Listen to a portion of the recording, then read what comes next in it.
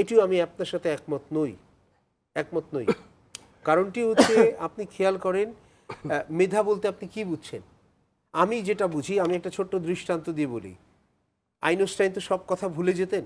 একটা সেমিনারে আইনস্টাইন বক্তৃতা দিয়েছেন, বক্তৃতা দিয়ে বেরিয়েছেন, ট্যাক্সি ডেকেছেন, এইবার তার বাসার ঠিকানা মনে নেই, ভুলে গিয়েছেন। তিনি কি করবেন? এক মুহূর্ত পরে তিনি ট্যাক্সিওয়ালাকে বললেন, তুমি আইনস্টাইনের বাসা চেনো? বলে হ্যাঁ চিনি। বলছে ওখানে নিয়ে যাও, ট্যালেন্ট হচ্ছে ওখানে। আমরা একটি ভ্রান্ত প্রজন্মের ভেতর দিয়ে বড় হয়েছি তো।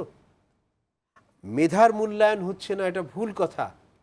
আমি আপনাকে বলে দিতে পারি, মেধা শানিত হয় কর্মের ভেতর দিয়ে, মেধা শানিত হয় তার প্রজ্ঞার ভেতর দিয়ে, মেধা শানিত হয় তার চর্চা অনুশীলনের ভেতর দিয়ে, মেধা শানিত হয় তার শীলনের ভেতর দিয়ে। কতটুকু যোগ্যতা নিয়ে আমরা চাকুরিতে ঢুকি, কিন্তু চাকুরিতে আমরা টিকে থাকি কিন্তু দক্ষতা দিয়ে। সবগুলি কিন্তু ওখানে।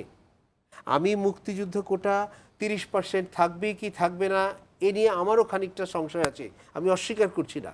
কিন্তু আমি আন্দোলনের এই ভাষা আদালতের বিরুদ্ধে এই আন্দোলন এবং একটি বিশেষ রাজনৈতিক উদ্দেশ্য প্রণোদনা থেকে এই আন্দোলন, আমি তার বিরোধিতা করছি।